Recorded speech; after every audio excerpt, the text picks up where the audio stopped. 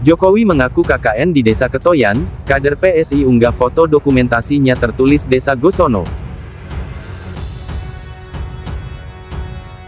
Detik-detik Jokowi berbohong lewat mulutnya sendiri bahwa dia melakukan KKN pada awal tahun 1985. Ya, KKN di Jagaja, di Desa Ketoyan, di Kecamatan Wonosegoro, Kabupaten Boyolali, dicek ke sana. Tahunnya seingat saya 85 awal. Tahunnya seingat saya 85 awal. KKN lama 3 bulan di Kecamatan Wonosegoro, Kabupaten Boyolali pada tahun 1983. KKN di Jagaja, di Desa Ketoyan, di Kecamatan Wonosegoro, Kabupaten Boyolali, dicek ke sana. Tahunnya seingat saya 85 awal. Tahunnya seingat saya 85 awal. 1983. 85 awal. 1983. 85 awal. 1983. 85 awal. 1983. 85 awal. 1983. 85 awal. Itu kan untuk apa ya, melihat atau memverifikasi keseluruhan satu kesatuan proses akademik dari Pak Joko Widodo, ya kan, bahwa ada ijazah, tentu ada skripsi, tentu ada KKN di UGM itu sampai sekarang ya, apalagi dulu yang proses akademiknya jauh lebih ketat di UGM. Nah, kalau salah satu ini tidak ada atau tidak terverifikasi, maka invalid ya, cara mendapatkan ijazah itu pasti tidak benar. Terus apa yang kita dapatkan di Kecamatan Wonosegoro ya, di Desa Ketoyan, Kabupaten Boyolali, bahwa tidak ada dokumen tertulis apapun, tidak ada dokumentasi foto, tidak ada apapun, hanya katanya ya. Bu kepala desa yang ada di situ pun katanya saat itu tidak menjabat, yang menjabat adalah ayahandanya yang sudah almarhum. Jadi kalau ketika kita tanyakan dokumentasi tentang hal itu pun tidak tahu, dan beliau pun kepala desa yang merupakan anak dari kepala desa sebelumnya itu tidak mengenal, padahal usianya sebaya. Nah, ini yang sangat janggal gitu loh. Jadi tidak ada, makanya kita tanyakan dari mana kesimpulan dari Dirtipidum bahwa KKN dari Pak Joko Widodo di Kecamatan Wonosegoro itu nggak ada basis fondasi dokumen apapun. Ijazah kan sudah memasuki babak baru kemarin, anggota intervensinya ditolak. Kemudian ada rencana untuk mencari celah-celah dari penggugat untuk tetap menggugat dulu. Itu ada tanggapan skripsinya, itu kan sudah di sana. Ya, semuanya kalau menuduh, sekali lagi, kalau menuduh palsu itu harus bisa membuktikan palsunya sebelah mana. Kalau memang sudah menuduh, ya nanti bisa dibuktikan. Yang jelas dong, lihat aslinya aja belum pernah lihat kok bisa menyatakan palsu dari mana. Ya, Kemarin untuk laporan pencemaran nama baik itu terlanjut sih. Kemarin Pak Rismon ini Pak, yang soal tempat KKN juga dipersoalkan, itu mungkin ada tanggapan? Ya, KKN di Jagaja, di Desa Ketoyan, di Kecamatan Wonosegoro, Kabupaten Boyolali, dicek ke sana. Tahunnya seingat saya 85 awal. Cek aja. Mau dekat aja dari sini, cek. Warung-warung naik. Halo Dian Sandi Utama, dalam tweet kamu yang menyatakan ini saya posting Pak Rismon CS foto waktu acara KKN Pak Jokowi bersama teman-teman, kurung buka kurung tutup, beda jurusan di desa yang ada di Kecamatan Wonosegoro. Monggo di forensik mana beliau. Iya fotonya ini ya. Tempat KKN juga dipersoalkan, itu mungkin ada tanggapan? Ya, KKN di Jagaja, di Desa Ketoyan, di Kecamatan Wonosegoro, Kabupaten Boyolali, di sana. Tahunnya Kepada semua ingon-ingone Baginda Nabi Mulyono dan juga Dian Sandi Utama selaku kader PSI, yang mana junjungan Anda Nabi besar Joko Widodo sudah berbicara kalau dia melakukan KKN di Desa Ketoyan, Kecamatan Wonosegoro, Kabupaten Boyolali. Dian Sandi Utama, nggak usah pakai uji forensikan mana Jokowi, mana teman-temannya, mana yang asli, mana yang palsu. Dari sini ayo kita belajar goblok saja. Foto ini ya, kamu ngupload kan foto ini, betul? Kita teliti bareng-bareng aja lah. Di sini forum terbuka. Saya buka kolom komentarnya. Ditunjukkan bahwa di anak panah ini diduga fotonya Jokowi. Dan saya ajak mata Anda, mata netizen semua biar jeli, biar teliti. Fokus ke tulisan belakang yang sepertinya dipasang pakai papan. Nek wong Jawa ngarani blabak, triplek. Ada tulisan Gosono. Saya zoom lagi ya. Nah, ini dia rumah tertulis dari triplek soko blabak nek wong Jawa ngomong. Kepala Desa Gosono, Kecamatan Wonosegoro. Ora tak edit, iki fotomu mau sing mbok upload neng Twitter. Aku orang edit. Iki ono di bawahnya diduga ini adalah Jokowi.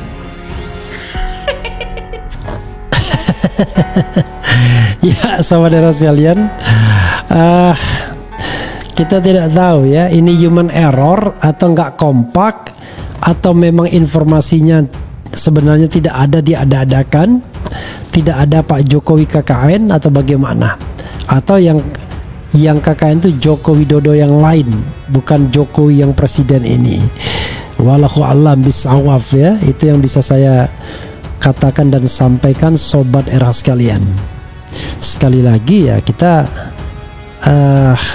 tidak tahu mana yang benar. Soalnya Bareskrim bilang tahun 83, Jokowi bilang awal 85. Itu sudah berbeda ya dari segi waktunya. Kemudian foto-fotonya Jokowi bilang di Desa Ketoyan, tapi foto yang tampil di Desa Gosono. KKN di Jagaja, di Desa Ketoyan, di Kecamatan Wonosegoro, Kabupaten Boyolali, dicek ke sana. Tahunnya seingat saya 85 awal. Tahunnya seingat saya 85 awal. KKN lama 3 bulan di Kecamatan Wonosegoro, Kabupaten Boyolali pada tahun 1983. KKN di Jagaja, di Desa Ketoyan, di Kecamatan Wonosegoro, Kabupaten Boyolali, dicek ke sana. Tahunnya seingat saya 85 awal. Tahunnya seingat saya 85 awal. 1983. 85 awal. 1983. 85 awal. 1983. 85 awal. Pertanyaan saya, sepertinya foto ini juga nggak pakai kacamata. Yang pertama itu ya. Terus saya cuman fokus ini loh, Kepala Desa Gosono. Sedangkan si Mulyono sendiri keluar dari mulutnya, dia juga masih hidup sekarang orangnya, bilang Ketoyan. Dian Sandi Utama, ayo kita berpikir goblok saja ya. Yang bener Ketoyan apa Gosono apa Goib? Saya pikir orang yang jadi politikus itu cerdas semua. Ternyata banyak yang goblok karena menjadi penjilat. saya nggak ngedit. Saya cuman modal foto ini diupload Dian Sandi selaku kader PSI. Dah kan? Nggak saya otak-atik sesuai dengan postingan. Ini fotonya sama kan?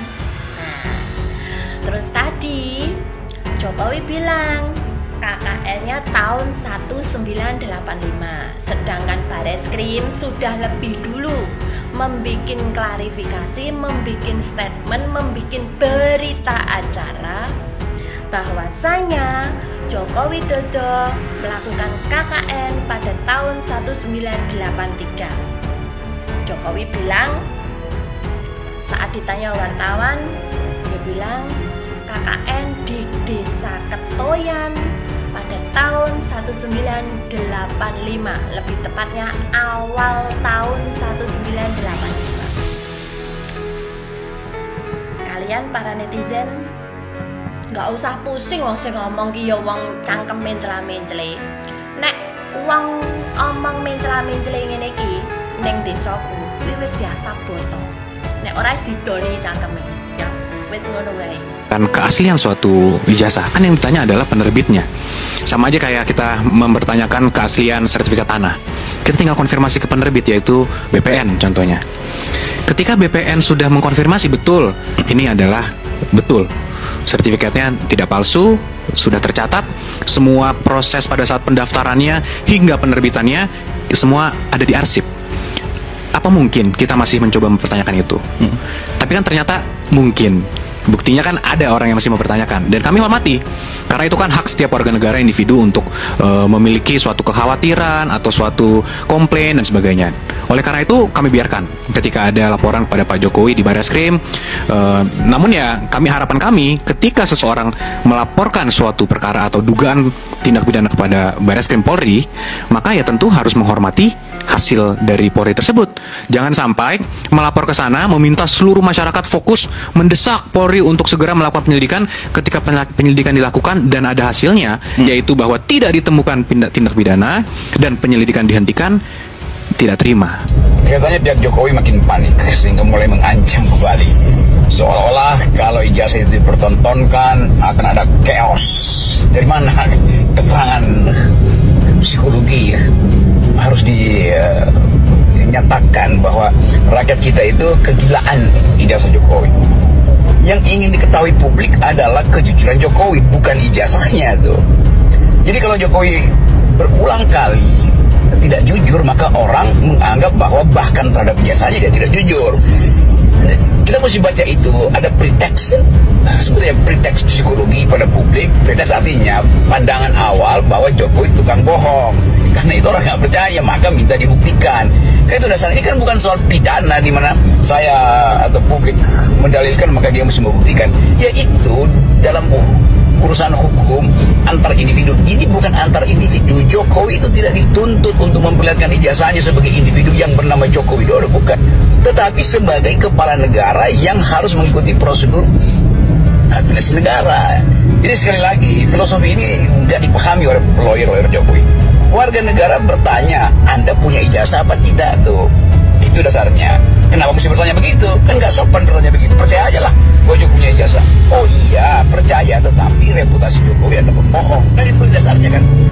Anda menjanjikan 11.000 triliun di kantong. Anda menjanjikan macam-macam ekonomi bertumbuh 10%. Anda menjanjikan akan ada 20 juta lapangan kerja. Anda menjanjikan akan ada mobil SMA segala macam. Itu tidak terjadi. Oleh karena itu terbentuk persepsi publik namanya preteks bahwa Jokowi pembohong. Maka apapun yang didalilkan Jokowi justru dianggap bohong. Jadi jangan dibalik bahwa yang didalilkan oleh warga negara itu harus dibuktikan oleh warga negara. Justru sebaliknya yang terjadi sekarang, bahwa Jokowi mendalilkan berbagai hal dan ternyata tidak bisa dia buktikan, termasuk dalil dia terhadap keaslian ijazahnya.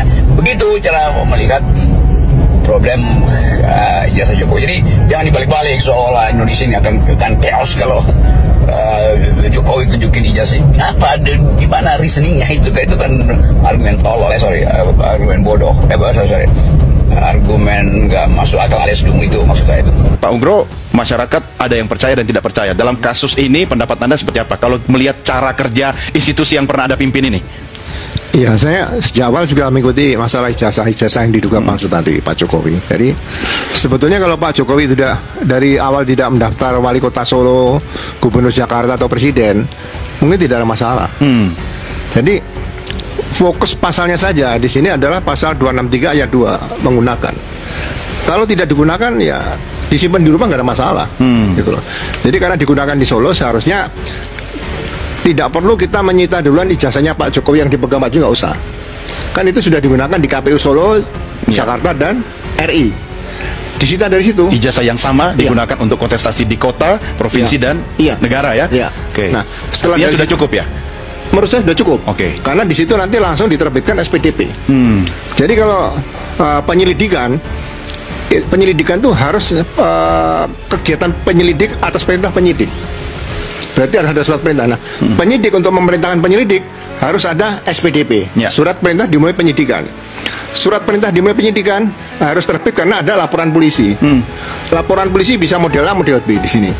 Jadi bukan laporan informasi, laporan polisi. Gitu. Nah, setelah ada penyelidikan misalnya, kalau misalnya ingin memanggil saksi atau memeriksa diminta keterangan ahli ke lapor misalnya, itu harus penyidikan. Bukan penyelidikan, gitu loh. Karena nanti kalau misalnya penyidikan sudah dinyatakan lengkap dan tidak ditemukan unsur pidana, itu sesuai dengan KUHP bisa diajukan diterbitkan surat perintah penghentian penyidikan atau SP3. Nah, SP3 akan diuji di pra-peradilan. Kalau pra-peradilan menyatakan bahwa itu sudah sah, ya berarti perkara itu sudah selesai. Keaslian ijazah Presiden Joko Widodo kembali menjadi sorotan publik setelah Dian Sandi Utama, kader Partai Solidaritas Indonesia (PSI), mengunggah foto yang diklaim sebagai dokumentasi KKN Jokowi. Alih-alih menguatkan narasi keabsahan data, unggahan tersebut justru memunculkan kejanggalan baru. Dalam foto yang diunggah pada Rabu tanggal 18 Juni tahun 2025, terlihat jelas nama Desa Gosono tertulis di pojok kiri atas gambar. Namun, pernyataan resmi Jokowi yang terekam di kanal YouTube Solo Times pada Kamis tanggal 19 Juni tahun 2025, justru menyebutkan bahwa dirinya menjalani kuliah kerja nyata KKN di Desa Ketoyan, Kecamatan Wonosegoro, Kabupaten Boyolali. Ya KKN dicek aja, di Desa Ketoyan, Kecamatan Wonosegoro, Kabupaten Boyolali. Tahunnya seingat saya 85 awal, ujar Jokowi. Pakar epidemiologi Dr. Tifauzia Tiasuma atau Dr. Tifa, melalui akun X pribadinya, secara tajam mengkritik unggahan Dian Sandi. Ia menyebut foto tersebut tidak hanya tidak relevan, tetapi juga menunjukkan kedunguan karena tidak sesuai dengan lokasi yang disebut oleh Jokowi sendiri. Foto itu dari Desa Gosono, bukan Ketoyan. Dan Jokowi bilang sendiri KKN di Ketoyan. Lah ini ngapain muncul Gosono? Kacau, tulis Dr. Tifa dalam unggahannya. Lebih jauh, ia juga menyindir kepolisian karena foto tersebut sempat dimunculkan dalam konferensi pers Bareskrim pada tanggal 22 Mei tahun 2025. Menurutnya, ketidaksesuaian informasi seperti ini justru memperlemah narasi pembelaan terhadap dugaan ijazah palsu. Tak hanya Dr. Tifa, pakar telematika Roy Suryo juga ikut angkat bicara. Ia menggarisbawahi perbedaan tahun KKN yang diungkap Jokowi dengan dokumen yang sempat beredar dan disebut berasal dari Bareskrim Polri.